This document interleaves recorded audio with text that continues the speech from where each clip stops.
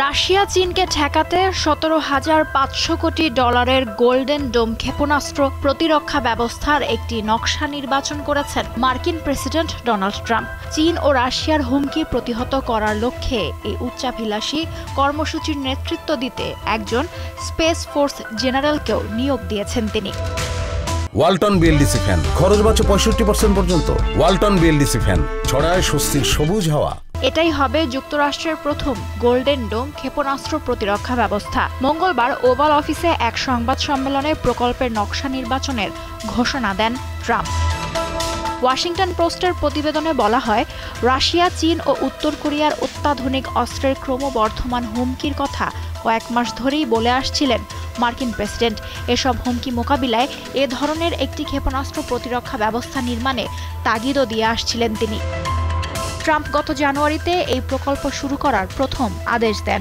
লক্ষ্য হল শত শত উপগ্রহ নিয়ে একটি নেটওয়ার্ক তৈরি করা, যা ধেয়ে আসা ক্ষেপণাস্ত্র শনাক্ত, অনুসরণ ও সম্ভব হলে তা প্রতিহত করতে পারবে।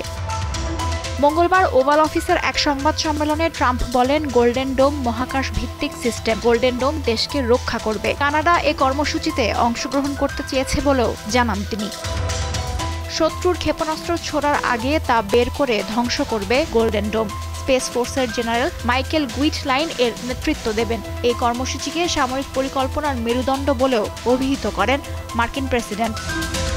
এই ব্যবস্থায় কৃত্রিম উপগ্রহ ভিত্তিক লেজার হাতিয়ার ব্যবহার করে হাইপারসনিক, ব্যালিস্টিক ও ক্রুজ ক্ষেপণাস্ত্র থেকে শুরু করে সব ধরনের ক্ষেপণাস্ত্র মাঝ আকাশেই ধ্বংস করা যাবে বলে মনে করছেন মার্কিন কর্মকর্তারা।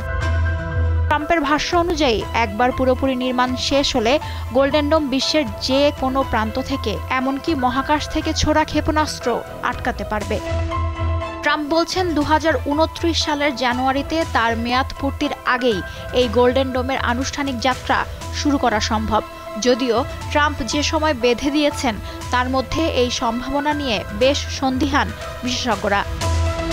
গোল্ডেন ডোম নির্মাণে এরই মধ্যে ফেডারেল বাজেটে $25 বিলিয়ন বরাদ্দ দিয়েছেন ট্রাম্প। বিশাল আকারের বাজেট বিলটি আসন্ন সপ্তাহগুলোতে পাশের আশা করছেন কংগ্রেসের রিপাবলিকান আইন প্রণেতারা। তবে ট্রাম্পের এই উদ্যোগ ঘিরে শুরু হয়েছে বিতর্ক। ট্রাম্প ঘনিষ্ঠ স্পেসএক্স, প্যালান্টির ও অ্যান্ড্রুরিলের মতো কোম্পানিগুলোকে এই প্রকল্পের চুক্তিপত্র কিভাবে দেয়া হচ্ছে তা নিয়ে প্রশ্ন তুলেছেন ডেমোক্র্যাটরা।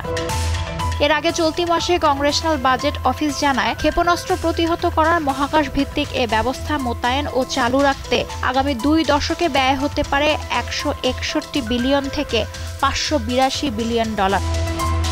বর্তমানে মার্কিন স্থলভিত্তিক মধ্যবর্তী ক্ষেপণাস্ত্র প্রতিরক্ষা কর্মসূচিতে আলাস্কা ও ক্যালিফোর্নিয়ায় স্থাপিত ইন্টারসেপ্টর রয়েছে, যেগুলো উত্তর কোরিয়া থেকে উৎক্ষেপণ করার সীমিত সংখ্যক ক্ষেপণাস্ত্র প্রতিহত করতে সক্ষম। বর্তমানে বিশ্বের আকাশ প্রতিরক্ষা ব্যবস্থাগুলোর মধ্যে শুধুমাত্র ইসরায়েলের আয়রন ডোমের যথেষ্ট খ্যাতি রয়েছে। লুৎফা ফৌজিয়া, দীপ্ত, বার্তাকক্ষ।